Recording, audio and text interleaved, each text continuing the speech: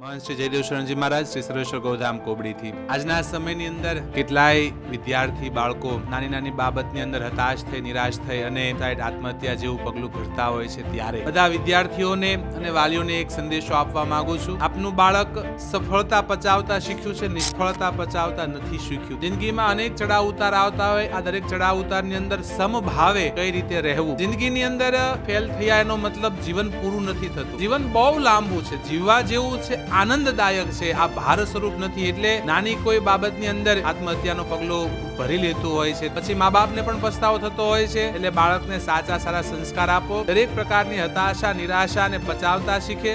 ધર્મ તરફ જોડાયેલું બાળક કોઈથી ખોટું પગલું ભરતું નથી. એટલે બાળકને આપણી સંસ્કૃતિ અને ધર્મ તરફ જોડો. અત્યારના મોટા ભાગના વિદ્યાર્થીઓને એના મા બાપ કમ્પેરિઝન કરતા હોય. તમે કમ્પેરિઝન નહીં કરો. તમારું બાળક તમારું છે, એમાં સ્કિલ અલગ રહેલી છે. અને બાળકને હતાશ ન થાય, નિરાશ ન થાય. જીવન ખૂબ જીવવા જેવું લાંબુ સુંદર સુખી છે.